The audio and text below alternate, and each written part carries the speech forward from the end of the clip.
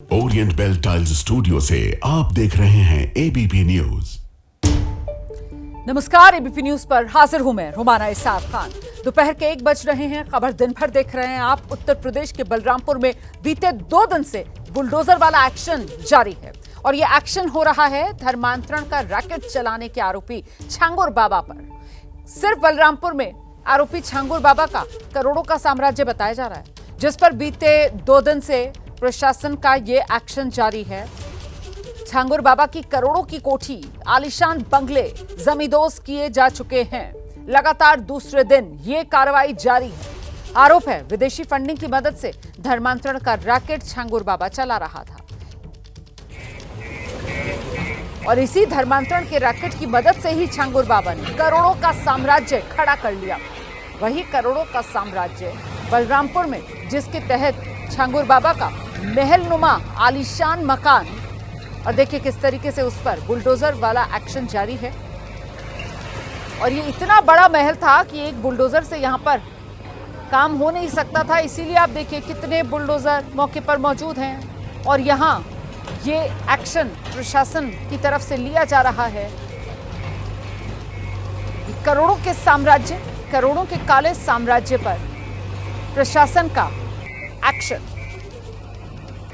छांगुर बाबा को एटीएस पहले ही गिरफ्तार कर चुकी है। छांगुर बाबा ने जो धर्मांतरण का रैकेट चलाकर करोड़ों की संपत्ति जुटाई, उसी पर यह एक्शन हो रहा है। प्रशासन का बुलडोजर गरज रहा है। बलरामपुर की ये तस्वीरें आपके सामने। कल भी इसी तरीके का एक्शन देखा गया था और जो बाकी बचा काम है उसको निपटाने के लिए आज एक बार फिर प्रशासन के बुलडोजर मौके पर मौजूद। ये जो कोठी है जिस पर बुलडोजर चल रहा है, सिर्फ इसी एक कोठी की कीमत 3 करोड़ रुपए आंकी गई। कोठी के चारों तरफ बाउंड्री वॉल पर बाकायदा तार लगाए गए थे। सुरक्षा के यहाँ पर चाक चौबंद इंतजाम किए गए थे। इन तारों पर रात में करंट दौड़ा दी जाती थी। मेन गेट से कोठी तक जाने के लिए 500 मीटर चौड़ी सड़क बनाई गई थी। आलीशान, जिस बात का मैं पहले जिक्र कर रही थी, महलनुमा अंदाज में ये कोठी बनाई गई। बिल्कुल जैसे कोई किला होता है वैसे ही इस कोठी के चारों तरफ बाउंड्री वॉल और उस पर तार और तारों में करंट, और मेन गेट से कोठी तक आने के लिए 500 मीटर चौड़ी सड़क। उत्तर प्रदेश में धर्मांतरण का ये मास्टरमाइंड छांगुर गिरफ्तार। बलरामपुर में 40 कमरों वाला इसका ये महल, जिस पर 9 बुलडोजर चले हैं और तब जाकर कहीं मिट्टी में मिलता हुआ ये इसका साम्राज्य फिलहाल नजर आ रहा है। कोठी के 40 कमरों वाले हिस्से को अवैध बताया गया है और उसी पर बुलडोजर वाला ये एक्शन आप देख रहे हैं जारी है। एटीएस का दावा है छांगुर यहीं से धर्मांतरण का नेटवर्क चलाता था। धर्मांतरण का नेटवर्क चलाकर ही छांगुर बाबा ने करोड़ों का साम्राज्य बना लिया था। एटीएस की गिरफ्त में छांगुर बाबा। पूछताछ छांगुर बाबा से लगातार की जा रही है।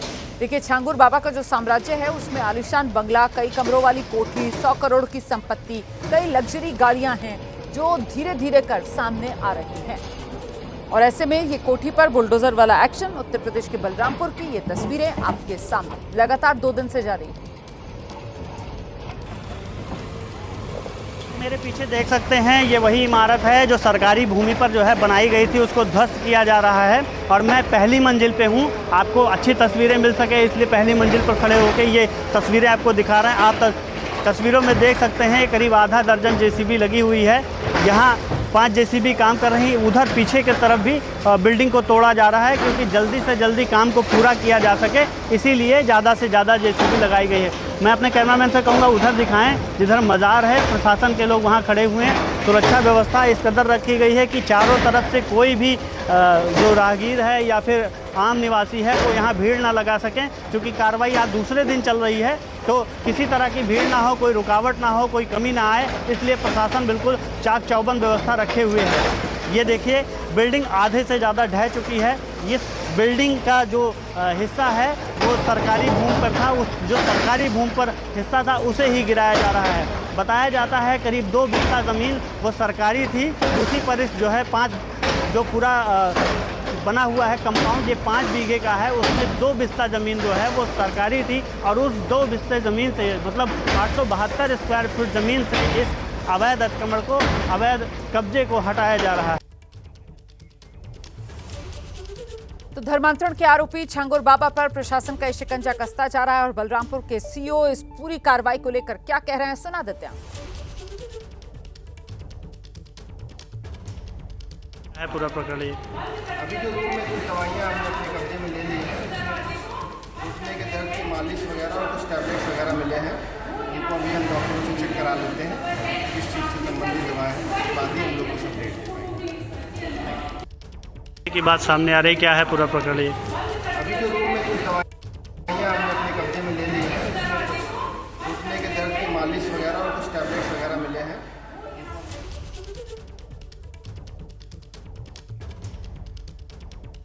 तो 3 बीघा जमीन पर यह कोठी बनी थी जिस पर बुलडोजर वाला एक्शन इस वक्त चल रहा है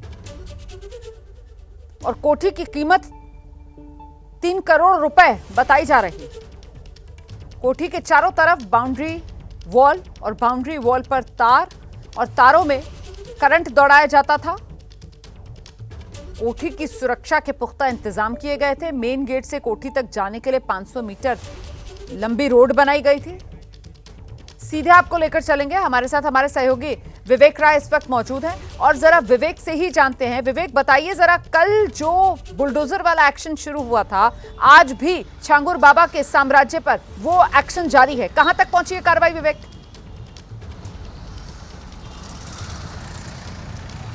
देखिए, बिल्कुल जो बुलडोजर एक्शन कल शुरू हुआ था वो आज भी जारी है और आपको बता दूं कि जो इमारत छांगुर बाबा ने बनवाई हुई है वो बेहद ही मजबूत इमारत है और उसको तोड़ने में कल 4 बुलडोज़र वो लगे थे वहाँ पर और लगभग 40 से 50% ही जो तोड़ने का काम है वो हो पाया था। अभी ये माना जा रहा है कि अभी आज से लेकर के कल तक का जो वक्त है उसको वो कहीं ना कहीं लग जाएगा। उसकी जो कहीं ना कहीं एक जो आलिशान इमारत छांगुर बाबा ने बना रखी थी उसको तोड़ने में। और ये आपको बता दूं कि अवैध ज़मीन पर ये जो इमारत है वो बनाई गई थी और एक जो बड़ा नेक्सस है यूपी एटीएस ने जिसको कहीं ना कहीं जिसका पर्दाफाश किया है, धर्मांतरण का जो बड़ा नेक्सस है उसमें छांगुर बाबा तो आरोपी था ही था, नीतू की भी गिरफ्तारी हुई है। इसके अलावा आज अभी कुछ वहाँ पर अलग अलग चीज़ें भी मिल रही हैं जिसमें कुछ दवाओं के मिलने की भी बात कही जा रही है। हालांकि पुलिस का कहना है कि पुलिस उन दवाओं को एक बार ऑफिशियली चेक कराने के बाद ही बताएगी कि ये किस तरीके की दवाएं हैं। पर कई ऐसी दवाएं भी मिली हैं जिसको ये माना जा रहा है कि कुछ शक्तिवर्धक दवाएं, इस तरीके की चीज़ें कही जा रही हैं। बाकी देखना होगा कि क्या चीज़ें निकल के सामने आती हैं। इसके अलावा ईडी ने भी अब इस केस को टेकअप कर लिया है। 100 करोड़ से अधिक का एक तरीके से फंडिंग का जो मामला है वो निकल के सामने आया था। इसके अलावा नीतू जो उसकी कारखास थी, लगातार उसके साथ रहती थी। जब छांगुर बाबा की गिरफ्तारी हुई तो नीतू लखनऊ में जिस होटल में उसके साथ थी उसके लिए कहा जा रहा है कि नीतू 2015 में दुबई में उसका धर्मांतरण जो है वो कराया गया था। यानी एक नेक्सस, बड़ा नेक्सस था और 10 साल पहले नीतू इस नेक्सस में, जब नीतू का धर्मांतरण हो तब नीतू इस नेक्सस से जुड़ी और तब से ये अभी संख्या के बारे में स्पेसिफिक कोई जानकारी नहीं है, लेकिन ये संख्या सैकड़ों में है जिसके बारे में लोग कह रहे हैं कि जिनका धर्मांतरण जो है वो कराया गया है और जिनको अलग अलग रेट देने की गिरफ्तारी के बाद इस पूरे नेटवर्क की तह तक एटीएस पहुंचने में कामयाब होगी। फिलहाल बहुत शुक्रिया आपका विवेक इस तमाम जानकारी के लिए। तो अब सवाल ये कि आखिर छांगुर बाबा के धर्मांतरण रैकेट को लेकर ये खुलासा कैसे हुआ, कैसे छांगुर बाबा के साम्राज्य पर ये एक्शन जारी है, इसी को लेकर एक रिपोर्ट आपको दिखाते हैं।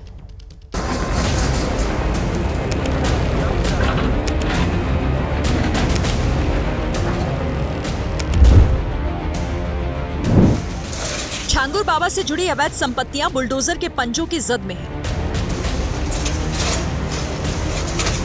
बलरामपुर के उतरौला में इन बुलडोजरों ने धर्मांतरण का खेल खेलने वाले छांगुर बाबा उर्फ जलालुद्दीन के काले साम्राज्य को मिट्टी में मिलाना शुरू कर दिया है। ये बुलडोजर छांगुर बाबा के मददगारों की संपत्ति पर भी ताबड़तोड़ कार्रवाई कर रहे हैं। छांगुर बाबा के करीबी नवीन रोहरा की इमारत के अवैध हिस्सों को भी गिराया गया।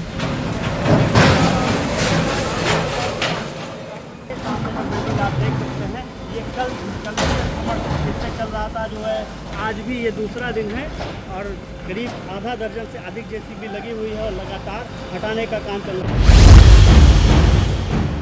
जलालुद्दीन को लेकर यूपी के मुख्यमंत्री योगी आदित्यनाथ ने नजीर बना देने वाली सजा की चेतावनी दी। उन्होंने एक्स पर पोस्ट कर कहा, प्रारंभिक जांच में सामने आया है कि आरोपी जलालुद्दीन की गतिविधियां समाज विरोधी ही नहीं बल्कि राष्ट्र विरोधी भी हैं। उत्तर प्रदेश सरकार कानून व्यवस्था को लेकर किसी प्रकार की ढिलाई नहीं बरतेगी।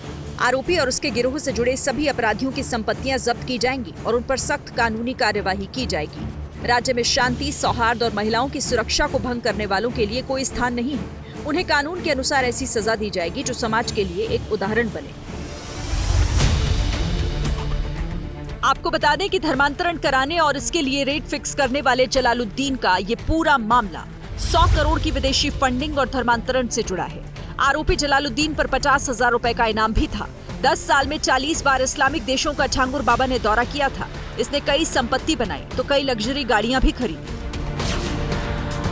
छांगुर बाबा का गिरोह लोगों का ब्रेन वॉश कर उन्हें धन बदलवाने के लिए मजबूर करता था, लेकिन अब उसके खिलाफ जमकर कार्रवाई हो रही है। सरकार की सर्वोच्च प्राथमिकता है कि जो भी माफिया या सरकारी भूमियों पर अवैध अतिक्रमण जो लोग करते हैं उनके विरुद्ध कार्रवाई की जाए। उसी के क्रम में विधिक प्रक्रिया का पालन करते हुए सरकारी भूमि पे जो अवैध कब्जा है उससे सरकारी भूमि को कब्जा मुक्त कराया जाए। एबीपी न्यूज को हाथ लगे एक्सक्लूसिव दस्तावेजों के मुताबिक नीतू उर्फ नसरीन का छांगुर बाबा ने विदेश में धर्मांतरण कराया था। नीतू नवीन रोहरा के पति और बेटी का धर्मांतरण 16 नवंबर 2015 को दुबई के अल फारूक उमर बिन कताब सेंटर में हुआ था। दस्तावेजों के मुताबिक साफ लिखा गया कि ये लोग जन्मजात सिंधी थे जिन्होंने 16 नवंबर 2015 को इस्लाम धर्म अपनाया।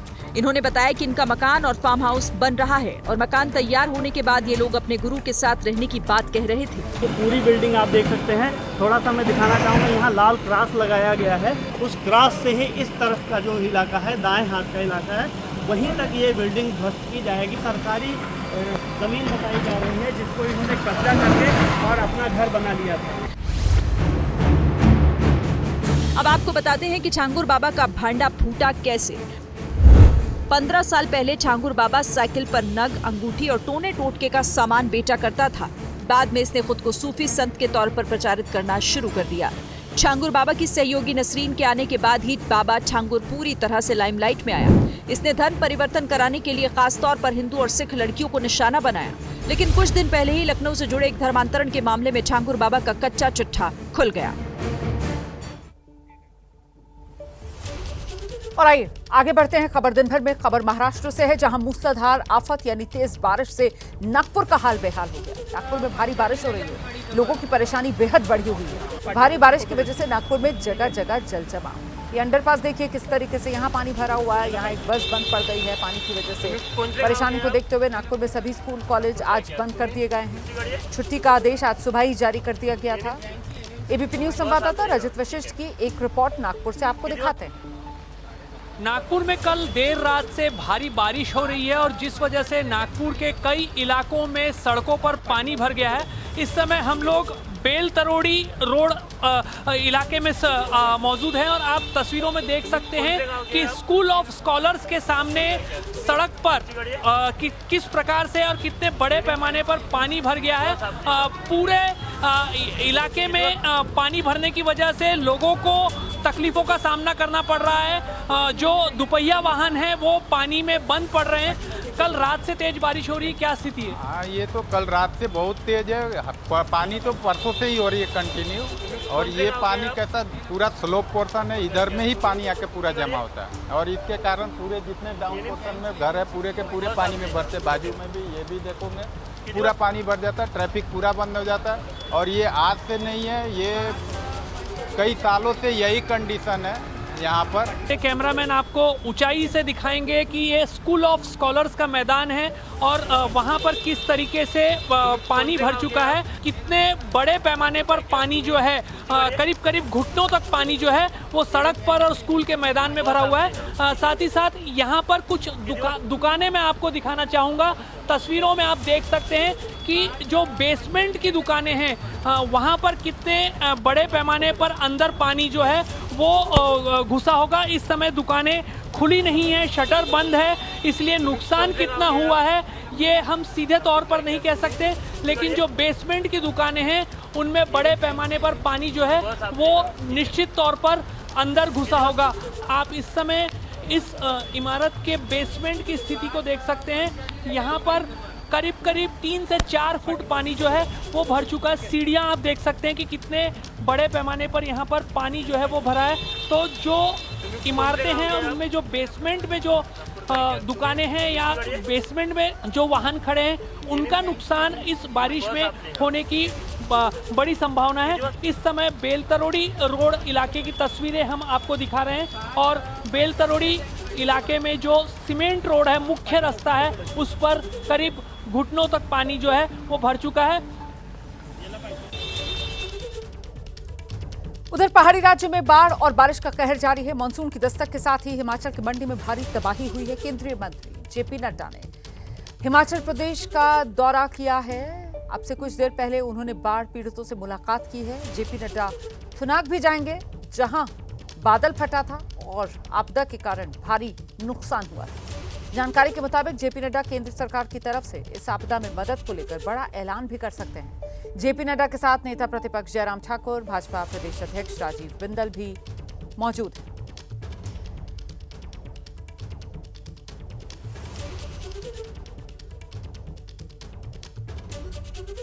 तो ये तस्वीरें आपके सामने हैं। देखिए, हिमाचल प्रदेश का थुनाग, जहां पर बादल फटा था और थुनाग में ही, मंडी के थुनाग में सबसे ज्यादा तबाही आई थी, जिसके बाद बाढ़ प्रभावित और उन तक ही राहत पहुंचाने की मिशन में सरकारें जुटी हुई हैं। इसी के तहत केंद्रीय मंत्री जेपी नड्डा खुद हिमाचल प्रदेश पहुंचे हैं। थुनाग भी जाएंगे, वहां पर भी हालात का जायजा लेंगे।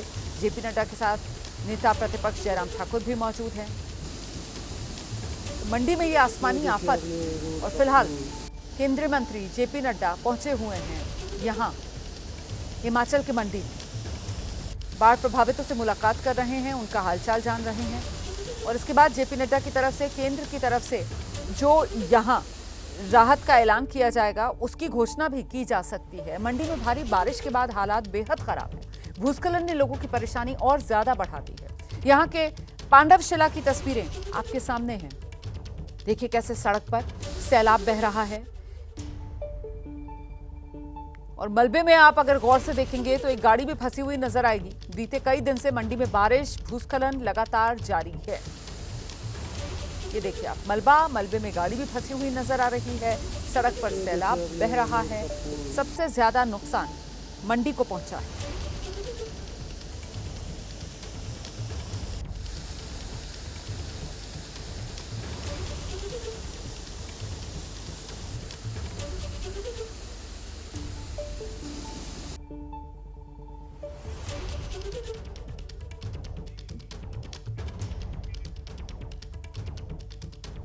पहाड़ी राज्य के बाद अब रेगिस्तानी राज्य का रुख करेंगे। आपको राजस्थान लेकर चलते हैं। राजस्थान का झुंझुनू जिला, ये तस्वीरें देखिए जरा। यहां बारिश के बाद बाढ़ और बाढ़ में स्टेट हाईवे के तहत बनी जो सड़क है वो बह गई। तस्वीरें देखिए जरा। सड़क किनारे जो खंबे लगे हुए थे वो भी टूटकर गिर गए। इस इलाके से गुजरने वाली कटली नदी में भारी बारिश की वजह से पानी का बहाव बहुत तेज है और बताया यही जा रहा है कि इसी तेज पानी के बहाव की वजह से ये स्टेट हाईवे की जो सड़क बनी थी ये बह गई। हालांकि बिल्कुल नई सड़क थी, अभी कुछ दिन बाद इस सड़क का उद्घाटन होना था, लेकिन उद्घाटन से पहले ही पानी के तेज बहाव में सड़क बह गई। एक झटके में सड़क टूट गई। बड़ा हिस्सा सड़क का पानी में समा गया। मौसम विभाग के मुताबिक इस इलाके में 86 मिलीमीटर बारिश हुई। हालांकि सड़क निर्माण की गुणवत्ता को लेकर भी सवाल पूछे जा रहे हैं। ये राजस्थान के झुंझुनू का स्टेट हाईवे चमचमाती सड़क बनकर तैयार थी, लेकिन उद्घाटन से पहले उसका एक हिस्सा पानी में समा रहा है। टूट कर सड़क नदी के हवाले हो रही है। ऐसा लग रहा है कि बारीकी से नदी का उफान बिस्किट की तरह सड़क को तोड़कर खुद में मिला रहा है। देखिए किनारे लगे बिजली के खंभे कैसे पानी की बादशाहत के आगे झुके जा रहे हैं। ये रास्ता नदी का था या वाकई सड़क की जमीन थी? अधिकारियों की लापरवाही है या फिर कुदरत का है? ये सब हम आपको बताते हैं। ये सड़क झुंझुनू जिले में उदयपुरवाटी के बागुली इलाके की है। यहाँ से गुजरने वाली कटली नदी में रविवार को भारी बारिश के बाद पानी का स्तर बढ़ा और बहाव बहुत तेज हो गया। जो स्टेट हाईवे पानी के उफान में बहा है वो कुछ दिन पहले ही बनकर तैयार हुआ था और अभी उसका उद्घाटन भी नहीं हुआ था। नदी का बहाव इतना तेज हो गया कि नई बनी सड़क एक झटके में टूटी और उसका एक बड़ा हिस्सा पानी के साथ बह गया। मौसम विभाग के मुताबिक इलाके में 86 मिलीमीटर बारिश हुई थी।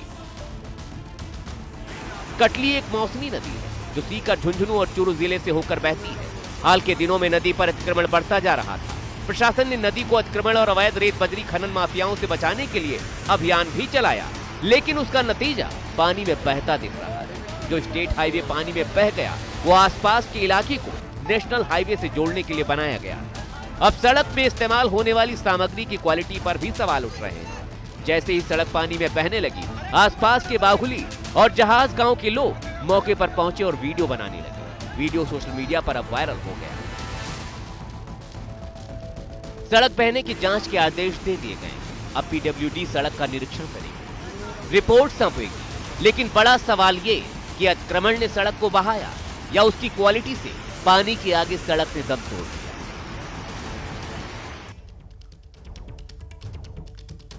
मध्य प्रदेश में आसमानी आफत का कहर देखने को मिल रहा है। यहाँ के नरसिंहपुर में जबलपुर को जोड़ने वाले झांसी घाट के पुल पर से नर्मदा नदी का पानी बह रहा है। लगातार बारिश हो रही है। इसी के चलते जबलपुर के बरगी डैम के गेट खोलने पड़े हैं, जिससे नर्मदा नदी में पानी और भी ज्यादा बढ़ गया है।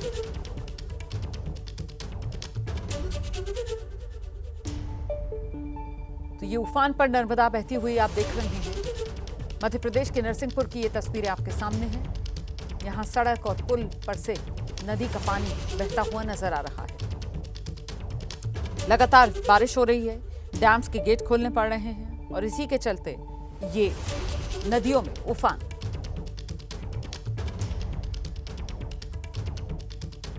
आगे बढ़ते हैं। भारत के उत्तर पूर्वी राज्य असम में बाढ़ का कहर जारी है। असम के गोलाघाट जिले में जो धनसिरी नदी है वो उफान पर है। इसी की वजह से कई गांव जलमग्न हो चुके हैं। नदी ने रौद्र रूप धारण कर लिया है। लगातार नए नए इलाकों को अपने चपेट में ले रहा है ये पानी।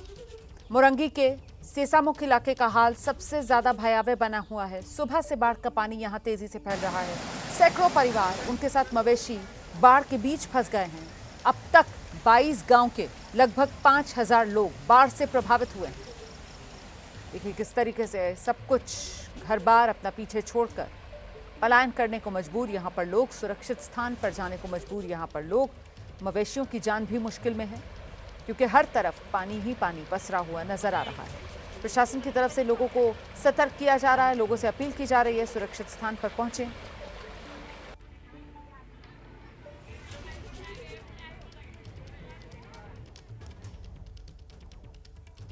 अब खबर उत्तर महाराष्ट्र के नंदुरबार जिले से, जहां वाटरफॉल में अचानक पानी का बहाव बढ़ गया, जिसके बाद पानी के फ्लो में कुछ सैलानी फंस गए थे।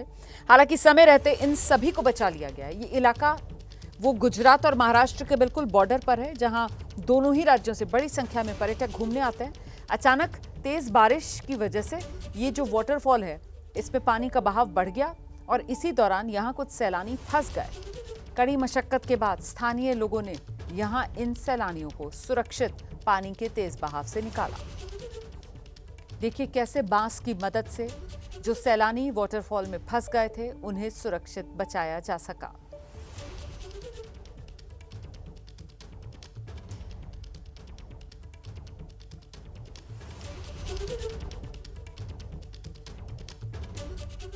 वहीं उत्तर प्रदेश के श्रावस्ती में लगातार 6 घंटे मूसलाधार बारिश हुई है, जिससे लगभग पूरा इलाका सैलाब की चपेट में आ गया है। पहाड़ी नाले उफान पर, सड़कों पर तेज धार में पानी बह रहा है। सड़क पर पानी के तेज बहाव की वजह से सड़क पार करता एक बाइक सवार बह गया। गोताखोरों ने बाइक सवार को तो बाहर निकाल लिया, लेकिन बाइक तेज बहाव में बह गई। तस्वीरें आपके सामने है। देखिए किस तरीके से अपनी जान खुद ही जोखिम में डाली है इस बाइक सवार ने। साफ नजर आ रहा है कि पानी का तेज बहाव है, पर इसकी बिना परवाह किए इसने अपनी बाइक जो है वो इसी पानी के तेज बहाव में उतार दी और देखते ही देखते पानी के तेज बहाव को ये झेल नहीं पाया, बहने लगा। वो तो मौके पर गोताखोर मौजूद थे जिन्होंने बाइक सवार को बचा लिया, लेकिन बाइक बह गई। विदेशों में भी बाढ़ का कहर है।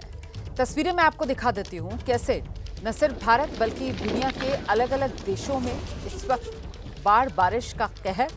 नेपाल चीन बॉर्डर पर इतनी खतरनाक बाढ़ आई है कि व्यापार ठप पड़ गया है। अमेरिका में देखिए, भारी बारिश के बाद कई शहर बाढ़ की चपेट में आ गए हैं। चीन और ताइवान समेत कई देशों में तूफान ने कहर बरपा रखा है। तो एक तरफ तो ये पानी की मनमानी आप देख रहे हैं और वहीं दूसरी तरफ स्पेन में, क्रोएशिया में जो जंगल हैं वहां आग लगी हुई है, भीषण आग जिसने लोगों को परेशान कर दिया। यानी कहीं पानी ने तबाही मचाई है और कहीं आग ने संकट बढ़ा दिया है।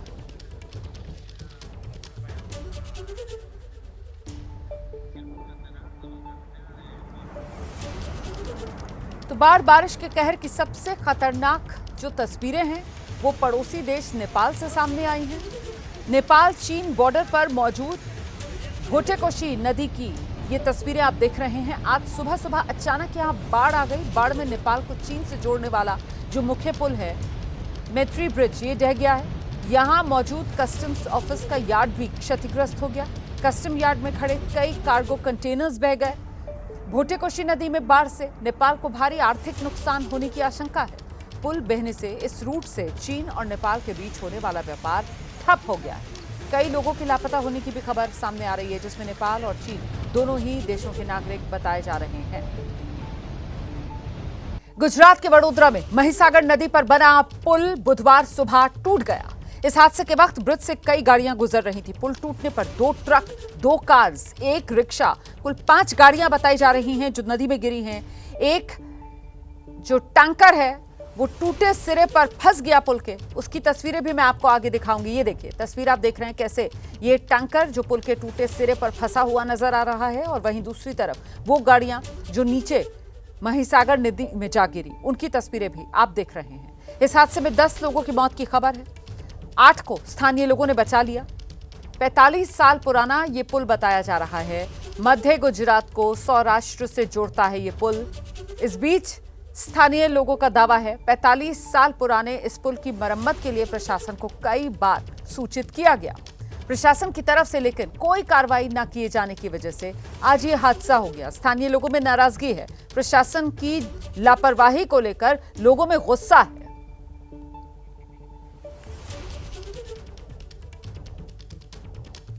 तो इस पुल को लेकर लापरवाही के आरोप लग रहे हैं और उसी के चलते अब कई सवाल सामने हैं। ऐसे में महत्वपूर्ण यह हो जाता है कि पुल अगर जर्जर था तो फिर इस पुल पर यातायात बंद क्यों नहीं किया गया? मॉनसून के पहले पुल की मरम्मत क्यों नहीं करवाई गई? शिकायत मिलने के बावजूद पुल की तरफ ध्यान क्यों नहीं दिया गया? नए पुल की मंजूरी मिल चुकी थी, फिर भी नए पुल का काम शुरू क्यों नहीं हुआ? तो कई ऐसे सवाल जिनके जवाब का इंतजार है और दिखाते हैं आपको किस तरीके से ये पुल जो दुर्घटनाग्रस्त हुआ और 10 लोगों की जिंदगी खत्म हो गई।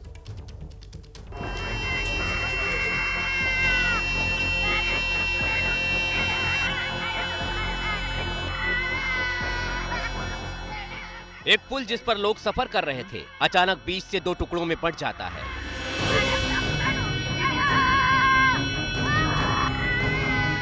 और उस पर से गुजर रही 5 गाड़ियां पानी में समा जाती हैं। इस तस्वीर में आपको एक टैंकर लटका हुआ दिख रहा है। 2 ट्रक नीचे पानी में गिरे हुए हैं और एक कार के ऊपर महिला बैठी हुई है। चारों तरफ अफरा तफरी मच गई। सब कुछ शांत हो गया। 5 लोगों को किसी तरह बचाया गया।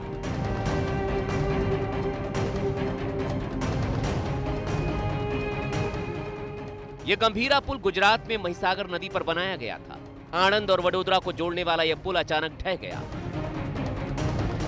भारी भरकम गाड़ियां उसके ऊपर से उस वक्त गुजर रही थी।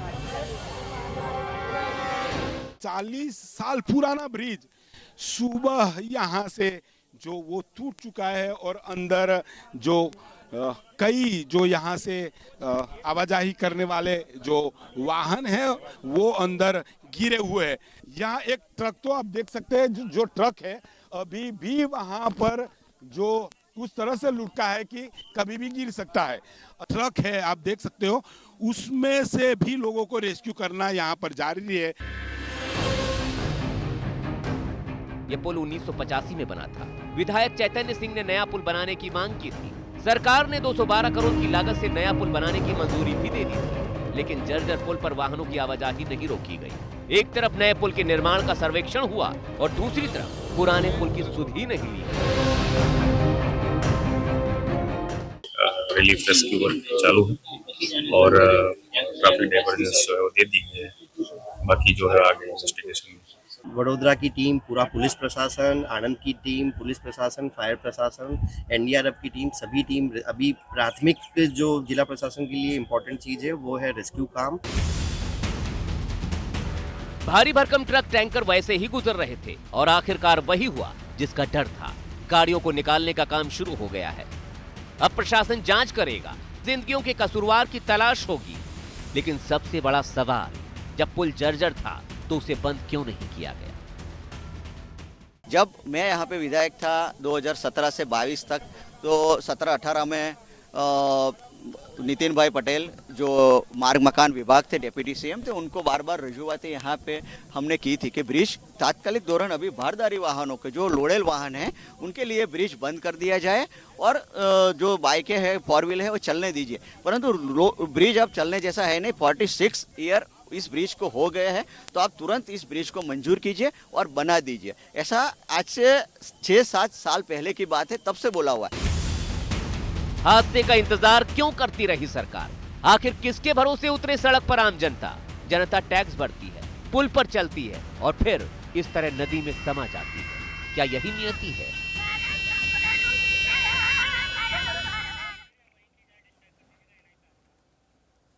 और इस बीच ये तस्वीरें आप देख रहे हैं, हादसे वाली जगह की ये तस्वीरें हैं। और देखिए, ये तस्वीरें जो हैं वो टॉप एंगल से ली गई तस्वीरें हैं। आप देख रहे हैं महिसागर नदी बहती हुई और उसी पर ये पुल बना हुआ था। वडोदरा और आणंद के बीच ये पुल, और बीच से पुल का एक हिस्सा जो है वो टूट गया। और जिस वक्त ये पुल टूटा उस वक्त इस पुल पर से गाड़ियां गुजर रही थी। उसी दौरान कई गाड़ियां जो हैं वो नीचे महिसागर नदी में समा गई। इस हादसे में 10 लोगों की मौत हो चुकी है। फिलहाल राज्य सरकार की तरफ से हादसे की जांच के आदेश दे दिए गए हैं। मृतकों के परिजनों को 2-2 लाख रुपए मुआवजे का ऐलान कर दिया गया है। लेकिन सवाल कई हैं कि आखिरकार ये जो हादसा हुआ है इसकी जिम्मेदारी किसकी, जवाबदेही किसकी, किसकी लापरवाही थी जिसने 10 जिंदगियां खत्म कर दी। जर्जर था पुल, बावजूद इसके इस पर आवाजाही क्यों जारी थी? क्यों इस पुल को बंद नहीं किया गया था? पुल की मरम्मत क्यों नहीं करवाई जा रही थी? जो दूसरे पुल को अनुमति मिल गई है उसका निर्माण कार्य क्यों शुरू नहीं किया गया? ऐसे बहुत से सवाल हैं जिनके जवाब मिलना अभी बाकी है।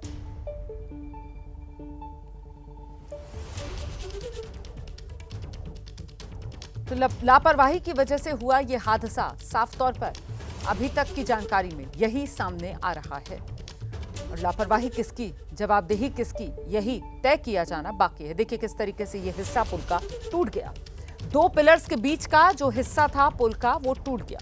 आप देख रहे हैं काफी लंबा पुल है ये, कई पिलर्स खड़े हुए हैं और उस पर ये पुल जो है वो बंधा हुआ था और बीच का एक हिस्सा इसका टूट गया। इस बीच बड़ी खबर राजस्थान से आ रही है। चूरू में सेना का विमान क्रैश हुआ है। बड़ी खबर मैं आपको बता दूं, रतनगढ़ कस्बे के पास ये फाइटर प्लेन है सेना का जो क्रैश हुआ है। ये इस वक्त की बड़ी खबर है। राजस्थान के चूरू में सेना का विमान क्रैश, फाइटर जेट बताया जा रहा है जो क्रैश हुआ है। जहां पर ये दुर्घटना हुई है वहां की ये तस्वीरें भी सामने आ गई हैं। राजस्थान के चूरू में सेना का ये विमान क्रैश हुआ है। तस्वीरें आपके सामने हैं, कुछ धुआं सा भी उठता हुआ आप देख रहे हैं, मलबा कुछ बिखरा हुआ नजर आ रहा है। ये रतनगढ़ कस्बा बताया जा रहा है, यहाँ चूरू जिले का, जहां सेना का ये विमान क्रैश हुआ है। जो शुरुआती जानकारी मिल रही है उसके मुताबिक ये फाइटर प्लेन है, क्रैश हुआ है ये फाइटर प्लेन। क्या ये रूटीन सॉर्टी पर था फाइटर प्लेन? इसको लेकर अभी जानकारी नहीं मिल पा रही है। हादसे की वजह क्या रही है इसको लेकर अभी जानकारी सामने नहीं आई है। लेकिन विमान क्रैश हुआ सेना का और उसके बाद आप देखिए कैसे गांव वाले जो हैं वो वहां पर इकट्ठा हो गए। भारी संख्या में लोग यहां पर नजर आ रहे हैं, स्थानीय लोग यहां पर नजर आ रहे हैं। फिलहाल जो पायलट इस विमान को उड़ा रहे थे उनको लेकर अभी कोई जानकारी सामने नहीं आई है। लेकिन तस्वीरें आपके सामने हैं, तस्वीरों में आप धुआं उठता हुआ भी देख रहे हैं और फिलहाल कुछ मलबा आप कह सकते हैं जो नजर आ रहा है यहाँ पर। सीधे आपको लेकर चलते हैं, हमारे साथ हमारे सहयोगी नीरज राजपूत इस वक्त मौजूद है। जरा जानते हैं नीरज से क्या डिटेल्स अभी तक सामने आई है। नीरज, बिल्कुल रोमाना, ये जानकारी सामने आई है। एक विमान के क्रैश होने की खबर आई है, राजस्थान के चूरू में हुई है, चूरू जिले में। अभी जो जानकारी मिल पाई है भारतीय वायुसेना के मुताबिक, वो भी अभी जो स्थानीय प्रशासन है और साथ ही जो नियरेस्ट एयरबेस है, उन सबसे इकट्ठा करने की कोशिश की जा रही है कि आखिरकार कौन सा ये प्लेन था, क्या वाकई में ये एक फाइटर प्लेन था या कोई दूसरा विमान था ये जो कि क्रैश हुआ है। लेकिन इतनी जरूरी जानकारी मिली है कि एक प्लेन क्रैश हुआ है। अभी तक जो पायलट्स हैं उनके बारे में कोई जानकारी नहीं मिल पाई है कि क्या हुआ है। स्थानीय जो लोग हैं उनसे ही ये जानकारी मिल पाई कि यहाँ पर एक विमान क्रैश हुआ है। इसीलिए जो एयर हेडक्वार्टर है भारतीय वायुसेना का, वो पूरी जानकारी इकट्ठा कर रहा है राजस्थान में जो नियरेस्ट एयरफील्ड है चूरू के, वहां से, और साथ ही स्थानीय प्रशासन से भी, कि उनसे जानकारी मिल पाए कि आखिरकार ये कौन सा प्लेन था और किस तरह से ये क्रैश हुआ है। तो अभी आप ये कह रहे हैं कि जानकारी नहीं है कि आखिरकार ये कौन सा विमान है जो क्रैश हुआ है, और जो यहाँ पर चूरू, जहाँ पर ये विमान दुर्घटनाग्रस्त बताया जा रहा है, नियरेस्ट जो एयरबेस है, सबसे करीबी जो एयरबेस है वो चूरू में ही है, और वहीं से अभी जो सेना मुख्यालय है वो जानकारी जुटा रहा है। नीरज, बिल्कुल रोमाना, आपने बिल्कुल ठीक कहा कि जो प्लेन क्रैश हुआ है, इसके बारे में क्या आखिरकार कौन सा मेक था, ये फाइटर जेट अगर था तो ये कौन सा फाइटर जेट था, इसके बारे में जानकारी इकट्ठा की जा रही है। क्योंकि जो स्थानीय जो लोग हैं उन्होंने ही इस प्लेन के क्रैश होने की जानकारी दी कि यहाँ पर एक विमान क्रैश हुआ है। इसीलिए जो अभी हमारी जो बातचीत हुई है एयरफोर्स के अधिकारियों से, उनका ये कहना है कि इस बाबत जो है जो क्रैश हुआ है इसके लिए पूरी जानकारी इकट्ठा की जा रही है। मैं आपको रोक रही हूँ जरा सा नीरज, राजस्थान से हमारे सहयोगी मोहम्मद मोइन इस वक्त मौजूद हैं, शायद उनके पास कुछ और डिटेल्स हों। जरा मोहम्मद मोइन के पास दर्शकों को लेकर चलते हैं। क्या जानकारी मिल रही है मोहम्मद मोइन? कुछ साफ हो पा रहा है कि आखिरकार ये कौन सा विमान और कब क्रैश हुआ है, क्या डिटेल्स है? देखिए, ये चूरू जिले का रतनगढ़ कस्बा है, उसके पास एक गाँव है। गाँव का जो बाहरी इलाका होता है, जो खाली खेत होता है, जंगली इलाका है, वहाँ पर एक प्लेन क्रैश हुआ है। जो स्थानीय लोग हैं वही अभी मौके पर पहुंच पाए हैं और उन्होंने इस बात की आशंका जताई है कि ये फाइटर प्लेन है। बहरहाल पुलिस और प्रशासन की जो टीमें हैं वो मौके पर पहुंच रही हैं, क्योंकि शहर का जो मुख्यालय है वहां से काफी दूर पर ये जगह पड़ती है। इसके साथ साथ जो स्थानीय पुलिस है उसने सेना के लोगों को, एयरफोर्स के लोगों को भी सूचना दे दी है कि इस तरीके का एक प्लेन क्रैश हुआ है। अभी ये पुख्ता तौर पर नहीं कहा जा सकता कि ये फाइटर प्लेन ही है या कोई दूसरा प्लेन है, लेकिन ये जरूर आशंका जताई जा रही है कि ये फाइटर प्लेन है। पायलट को लेकर भी अभी तक कोई पुख्ता जानकारी सामने नहीं आई है कि पायलट सुरक्षित हैं या वो इस हादसे में किसी तरीके का शिकार हो गए हैं। स्थानीय लोगों की भीड़ वहां पर जुटी हुई है, जो पुलिस प्रशासन के लोग हैं वो मौके पर पहुंच रहे हैं। इसके साथ साथ जो सेना और एयरफोर्स के लोग हैं वो जानकारी जुटा रहे हैं, और वो जानकारी जुटाने के बाद फिर अब से कुछ देर के बाद उम्मीद जताई जा रही है कि पुख्ता तौर पर, आधिकारिक तौर पर कोई जानकारी सेना की तरफ से दी जाएगी। मोहम्मद मोइन, ये जो अभी चूरू में हादसे वाली जगह की तस्वीरें हम दर्शकों को दिखा रहे हैं, ये किसी ने अपने मोबाइल से बनाई तस्वीरें हैं ऐसा लग रहा है, और इन तस्वीरों में ये कुछ हिस्सा सा नजर आ रहा है पड़ा हुआ। इसको लेकर कोई जानकारी है क्या? ये उसी विमान का ही कोई हिस्सा बताया जा रहा है जो यहाँ इन तस्वीरों में नजर आ रहा है? क्योंकि धुआं जो है वो पीछे कहीं से उठता हुआ नजर आ रहा है, मतलब पूरा विमान कहीं दिख नहीं रहा है। जी, निश्चित तौर पर कहा जा सकता है कि अभी जो आसपास इलाकों में लोग रहते हुए हैं, जब उन्होंने एक आवाज सुनी, उसके बाद धुआं निकलते हुए दिखे, तब वो मौके पर पहुंचे हैं और उन्होंने अपने मोबाइल फोन से जो है वो ये तस्वीरें जो है खींची है, ये वीडियो बनाया है। वही वीडियो हम अपने दर्शकों को दिखा पा रहे हैं। अभी चूंकि जो लोकल पुलिस है, लोकल प्रशासन के अधिकारी हैं, जिम्मेदार लोग हैं, वो अभी तक वहां पर नहीं पहुंच पाए हैं, रास्ते में है, वहां पहुंच रहे हैं। जब वो वहां पर पहुंचेंगे, रेस्क्यू ऑपरेशन करेंगे, पायलट के बारे में जानकारी लेंगे, और उसके बाद जब सेना और एयरफोर्स की टीमें जो है वहां पर पहुंचेंगी, वो वहां पे जानकारी लेंगी। उसके बाद ही आधिकारिक तौर पर कुछ भी कहा जा सकेगा। बड़ी जानकारी दे रहे हैं हमारे सहयोगी मोहम्मद मोइन की। अभी इंतजार है सेना की टीम का यहाँ मौके पर पहुंचने का, और उसके बाद ही औपचारिक तौर पर कुछ कहा जा सकेगा। फिलहाल जल्दी से आपको लेकर चलेंगे नीरज राजपूत, हमारे सहयोगी हमारे साथ लगातार बने हुए हैं। जरा नीरज से जानते हैं, नीरज कुछ और जानकारी अब तक सामने आई क्या? देखिए, अभी ये साफ नहीं हो पाया है कि ये कौन सा प्लेन है जो क्रैश हुआ है। जैसे हम लोग पहले भी बात कर रहे थे कि जो जानकारी मिल पाई थी, जो एयरफोर्स हेडक्वार्टर है उनका यही कहना है कि अभी वो जानकारी इकट्ठा करने में जुटे कि आखिरकार कौन सा ये प्लेन है जो क्रैश हुआ है। क्योंकि देखिए रुमाना, यहाँ पर एयरफोर्स के साथ साथ आर्मी का भी प्रेजेंस बहुत ज्यादा है राजस्थान में, और उनके हेलीकॉप्टर भी यहाँ पर ऑपरेट करते हैं। तो इसीलिए ये पता करने की कोशिश की जा रही है कि आखिरकार ये कौन सा विमान है, कौन सा एयरक्राफ्ट है जो कि क्रैश हुआ है, जिसके बारे में स्थानीय लोगों ने जानकारी जो है वो स्थानीय प्रशासन को दी। ये कुछ टुकड़े से नजर आ रहे हैं यहाँ पर नीरज। ये जो तस्वीरें इस वक्त हम दर्शकों को दिखा रहे हैं एबीपी न्यूज पर, पूरा विमान कहीं नजर नहीं आ रहा है। दूर पीछे धुआं सा उठता हुआ नजर आ रहा है और आगे की तरफ तस्वीरों में ये एक हिस्सा सा दिख रहा है। इसके बारे में आप कुछ बता पाएंगे नीरज?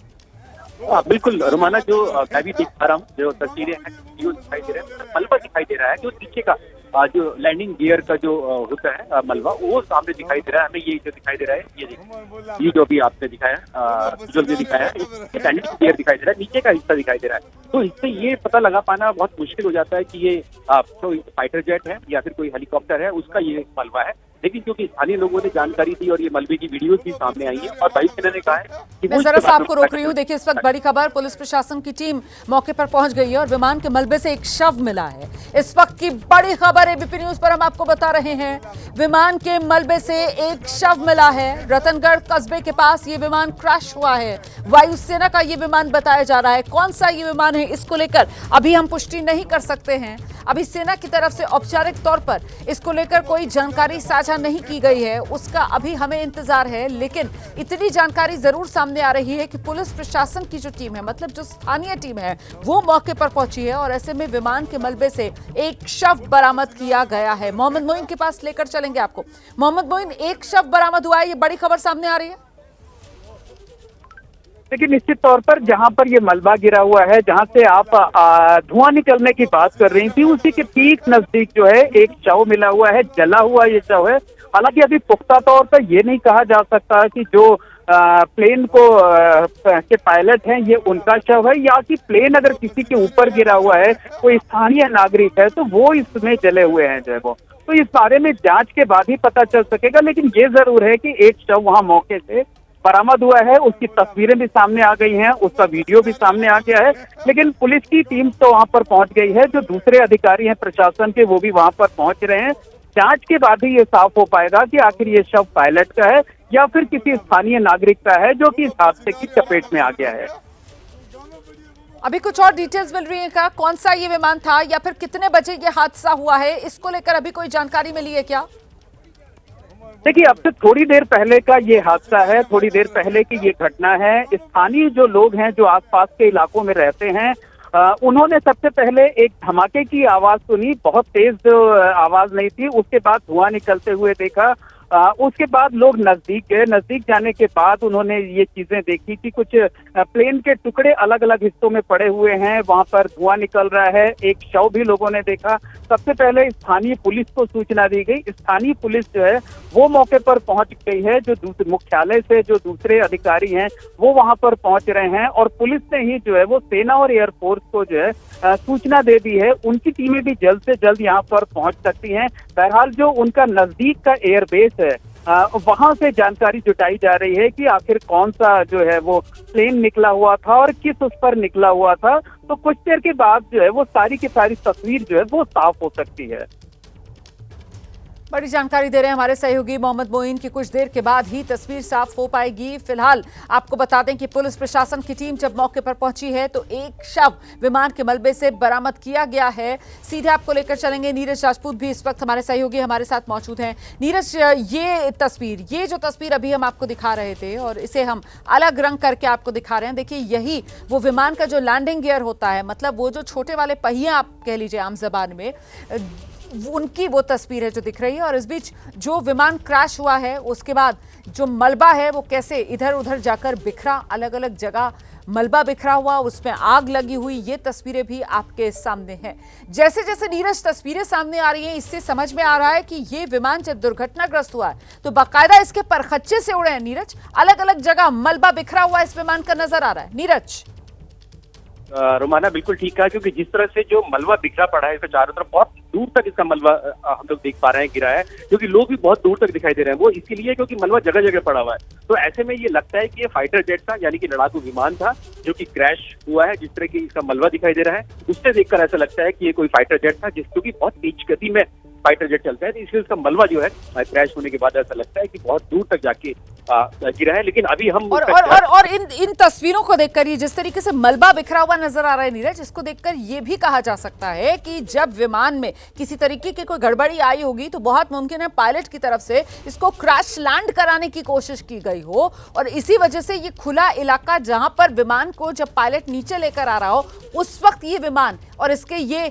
टुकड़े जो हैं वो अलग अलग हिस्सों में जाकर गिरे हो। नीरज, बिल्कुल रुमाना, आपने ठीक कहा कि ये अभी क्या स्थिति बनी होगी पायलट की, उसके बारे में तो नहीं कहा जा सकता, लेकिन आपने बिल्कुल ठीक कहा कि इतनी दूर तक जो मलबा गिरा है उससे ऐसा लगता है कि ये फाइटर जेट था, यानी कि कोई लड़ाकू विमान था जो कि क्रैश हुआ है। क्योंकि हम लोग जानते ही हैं कि बड़ी संख्या में जो भारतीय वायुसेना जो है उसके फाइटर जेट्स यहाँ ऑपरेट करते हैं राजस्थान में, पाकिस्तान सीमा बिल्कुल करीब है यहाँ से, इसीलिए यहाँ पर चाहे जोधपुर हो या फिर उसके अलावा हम लोग देखेंगे सूरतगढ़ है, जैसलमेर है, बीकानेर है, नाल, यहाँ पर बड़े बड़े जो एयरबेस हैं वो यहाँ पर हैं। और जिस तरह से ऑपरेशन सिंदूर के बाद यहाँ पर भारत और पाकिस्तान के बीच में तनाव चल रहा है, उसको लेकर भी जो भारतीय वायुसेना बेहद सजग है और जो हमारे फाइटर जेट्स हैं वो लगातार यहाँ पर पेट्रोलिंग करते रहते हैं, ट्रेनिंग मिशन में यहाँ पर रहते हैं, ट्रेनिंग सॉर्टीज़ पर रहते हैं। तो ऐसे में ऐसा लगता है, लेकिन फिर भी हम इंतजार करेंगे भारतीय वायुसेना का, क्योंकि वायुसेना से जो हमारी बातचीत हुई अधिकारियों से, उनका कहना है कि बहुत जल्द इसके बारे में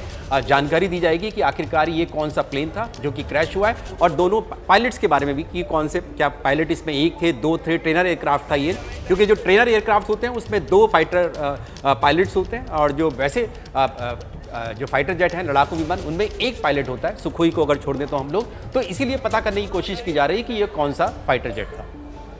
बिल्कुल, अभी सेना की तरफ से कुछ औपचारिक जानकारी साझा नहीं की गई है, लेकिन ये तस्वीरें आपके सामने है राजस्थान का रतनगढ़ कस्बा, और यहीं पर बताया जा रहा है कि ये विमान जो है वो दुर्घटनाग्रस्त हुआ है।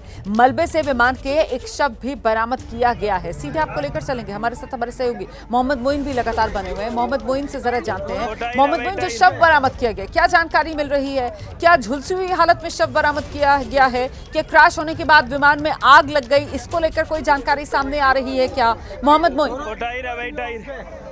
देखिए, जो स्थानीय लोग हैं उनसे हमारी बातचीत हुई है और उन्होंने ये कहा है कि जो जब वो विमान जो है वो प्लेन जब क्रैश हो रहा था तब उन्होंने तस्वीरें देखी, उसके बाद वो नजदीक गए। नजदीक में वो तकरीबन 200 फीट की दूरी तक जो है वो टुकड़े अलग अलग जगहों पर बिखरे हुए हैं, अलग अलग पार्ट में जो है जो प्लेन क्रैश हुआ है उसके टुकड़े पड़े हुए हैं। कुछ जगहों पर अभी भी जो है कुछ हिस्से जो है वो सुलग रहे हैं, उनसे धुआं निकल रहा है, और उसी के ठीक नजदीक एक शव जो है वो जली हुई हालत में मिला हुआ है। इस बात की आशंका जताई जा रही है, मैं फिर से साफ कर देना चाहता हूं कि अभी सिर्फ आशंका जताई जा रही है कि ये जो प्लेन क्रैश हुआ है उसके पायलट का शव हो सकता है। हालांकि इस बारे में जब वो एयरफोर्स कंफर्म करेगा तभी आधिकारिक तौर पर कुछ कहा जा सकता है। लेकिन इस तरीके के जो प्लेन होते हैं उसमें कभी एक पायलट होते हैं और कभी कभी 2 पायलट होते हैं। ये भी पता करने की कोशिश की जा रही है कि इसमें एक पायलट ही थे या 2 पायलट थे, लेकिन जो शव मिला हुआ है वो सिर्फ एक शव मिला हुआ है। मौके पर स्थानीय पुलिस पहुंच चुकी है, मुख्यालय से भी जो प्रशासन के अधिकारी हैं वो पहुंच रहे हैं। लगातार एयरफोर्स का जो नजदीकी एयरबेस है वहां के जो अधिकारी हैं उनसे संपर्क स्थापित किया जा रहा है और उम्मीद ये जताई जा रही है कि कुछ देर के बाद सेना की तरफ से, एयरफोर्स की तरफ से ये साफ कर दिया जाएगा कि आखिर ये प्लेन कौन सा था और जो शव मिला हुआ है क्या वो पायलट का है या किसी और का है। और ये भी साफ कर दिया जाएगा कि जब ये ये जो प्लेन जब रवाना हुआ था, जिस भी एयरबेस से रवाना हुआ हो, तो उसमें एक पायलट थे या उनकी संख्या ज्यादा थी, 2 पायलट थे। मैं आपको जरा सा रोकूं मोहम्मद मोइन, देखिए इस हादसे पर वायुसेना का बयान आ गया है। हादसा कैसे हुआ जानकारी ले रहे हैं, ये वायुसेना की तरफ से कहा गया है। चूरू विमान हादसे पर वायुसेना का बड़ा बयान, हादसा कैसे हुआ है इसकी जानकारी ली जा रही है। अभी वायुसेना जानकारी जुटा रही है और उसके बाद ही औपचारिक बयान जारी किया जाएगा। फिलहाल ये विमान कौन सा है, विमान में क्या सिर्फ पायलट या उनके साथ को पायलट भी मौजूद थे, इसको लेकर अभी तस्वीर साफ नहीं है। हम सीधे आपको लेकर चलेंगे, हमारे साथ हमारे सहयोगी नीरज राजपूत इस वक्त मौजूद है। जरा नीरज से जानते हैं। नीरज, वायुसेना की तरफ से ये कह दिया गया है कि अभी जानकारी और जुटाई जा रही है, विमान कौन सा था, पायलट के साथ क्या को पायलट भी मौजूद था? इस तरीके की कोई डिटेल अभी तक वायुसेना ने शेयर की है या नहीं? बिल्कुल रोमाना, जो भारतीय वायुसेना ने कहा है कि जानकारी इकट्ठा की जा रही है, बहुत जल्दी बयान आने वाला है। लेकिन मैं आपको बता दूं कि जो मलबा जो दिखाई दे रहा है, इसमें एक जो मुझे तस्वीर सामने आई है, जो हमारे पास आई है, अभी हम जल्द दिखाने वाले हैं, उससे ये साफ हो जाता है कि शायद ये जैगवार फाइटर जेट था, भारतीय वायुसेना का जैगवार फाइटर जेट है जो कि क्रैश हुआ है। हम लोग इंतजार करेंगे, लेकिन जो मलबे से जो तस्वीरें सामने आई हैं, स्थानीय लोगों ने जो तस्वीरें साझा की हैं हम लोगों से, उसमें ये सामने आया है कि ये एक जैगवार फाइटर जेट था। जैगवार जो कि भारतीय वायुसेना का डीप स्ट्राइक फाइटर जेट है, जो कि दुश्मन की सीमा में घुसकर हमला करता है। और इसको उड़ाने के लिए एक पायलट होते हैं, इसको जो उड़ाते हैं। ट्रेनर एयरक्राफ्ट को 2 जरूर उड़ाते हैं, लेकिन एक है। तो अभी एक साफ नहीं है कि ये ट्रेनर एयरक्राफ्ट है या मेन फाइटर जेट है, लेकिन ये कंफर्म लगभग हो चुका है कि ये एक जैगवार फाइटर जेट था जो कि क्रैश हुआ है। इसके बारे में भारतीय वायुसेना का साफ तौर से कहा गया है कि बहुत जल्द ही जो है बयान जारी किया जा रहा है कि आखिरकार किस तरह से ये। मैं जरा सा दोहरा देती हूँ नीरज, जो बात आप कह रहे हैं। देखिए, नीरज कह रहे हैं कि मलबा उन्होंने देखा है और मलबे के आधार पर हमारे सहयोगी नीरज राजपूत की तरफ से जानकारी दी जा रही है कि साहब ये देखकर ऐसा लग रहा है कि ये जैगवार लड़ाकू विमान था जो दुर्घटनाग्रस्त हुआ। हालांकि अभी वायुसेना की तरफ से औपचारिक बयान का इंतजार है। वायुसेना कह रही है कि अभी हम जानकारी जुटा रहे हैं और उसके बाद औपचारिक जानकारी देश के साथ साझा की जाएगी। फिलहाल जैसे जैसे तस्वीरें और सामने आ रही हैं, उसमें अब मलबा जो है और साफ नजर आ रहा है। इस बीच ये देखिए आप, ये जो तस्वीर सामने आई है, इससे ये कहा जा रहा है कि ये जैगवार विमान था, जैगवार लड़ाकू विमान है, भारतीय सेना में है और ये विमान जो है वो दुर्घटनाग्रस्त हुआ है। साथ ही मलबे से एक शव भी बरामद हुआ है। सीधे आपको लेकर चलेंगे, हमारे साथ हमारे सहयोगी नीरज राजपूत इस वक्त मौजूद है। नीरज, इसी तस्वीर के आधार पर आप कह रहे हैं कि जैगवार लड़ाकू विमान? हाँ बिल्कुल रोमाना, इस पे लिखा हुआ भी है। अगर आप देखेंगे इसको, अगर जूम इन करेंगे तो इस पे लिखा हुआ भी है Jaguar fighter jet, SEPECAT. ये कंपनी है जो पहले, जैगवार अब बंद हो गए हैं आना, जो कि यूरोप की कंपनी बनाती थी, उसको बनाती थी। यही स्पेक जो लिखा हुआ है इसके ऊपर, सेपिकेट, यही कंपनी थी। और इस पर जैगवार भी लिखा हुआ है, JAG, जे कट गया है जो शायद दुर्घटना में, और AR, तो जैगवार ये फाइटर जेट है जो कि क्रैश हुआ है। लेकिन फिर भी हम भारतीय वायुसेना के आधिकारिक बयान का इंतजार कर रहे हैं, क्योंकि उन्होंने कहा है कि आप स्टैंड बाई पे रहिए, बहुत जल्दी बयान जारी किया जाने वाला है। भारतीय तो ये जो विमान है, ये कितने पुराने हैं नीरज? इनको लेकर जरा कुछ जानकारी अगर आप दर्शकों के साथ साझा कर सकें। बिल्कुल, ये जो जैगवार फाइटर जेट है, ये भारतीय वायुसेना ने 80 के दशक में लिए थे। यूरोप की कंपनी थी जो कि फ्रांस और इंग्लैंड का जो कॉन्ग्लोमरेशन था वो पहले बनाती थी। बाद में ये बंद हो गई थी कंपनी, और अब ये जैगवार फाइटर जेट भी अब नहीं आते हैं। लेकिन ये 80 के दशक से ही, और भारतीय वायुसेना ने, क्योंकि ये उस वक्त में 80 के दशक में भी जो परमाणु हथियार ले जाने में सक्षम थे जैगवार फाइटर जेट, और साथ ही दुश्मन की सीमा में बहुत नीचे उड़ान भरकर ये स्ट्राइक करने में सक्षम थे। मैरीटाइम रोल था इनका, यानी कि समंदर में ये ऑपरेशन कर सकते थे। इसलिए भारतीय वायुसेना ने इनको लिया था, इन जैगवार फाइटर जेट को। बहुत लंबे समय तक इन्होंने भारत की हवाई सीमाओं की सुरक्षा की, अभी भी करते हैं, लेकिन अब काफ़ी कम है, क्योंकि उसके बाद से नए फाइटर जेट मिराज 2000 आ गए, या रफाल आ गए, सुखोई आ गए, MiG-29 आ गए, तो इनका रोल कम हो गया। लेकिन फिर भी इनको फ्लाई किया जाता है, तो ऐसा लगता है कि ये जैगवार फाइटर जेट है जो कि चूरू में जो है क्रैश हुआ है। बहुत शुक्रिया आपका इस तमाम जानकारी के लिए नीरज। तो जैगवार फाइटर जेट लग रहा है शुरुआती नजर में मलबे को देखकर जो दुर्घटनाग्रस्त हुआ है राजस्थान के चूरू में, मलबे से एक शव भी बरामद हो गया।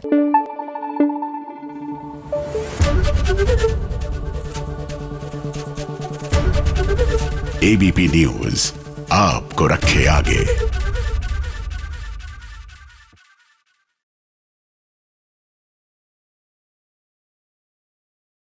छोटा सा ब्रेक, फौरन लौट रहे हैं।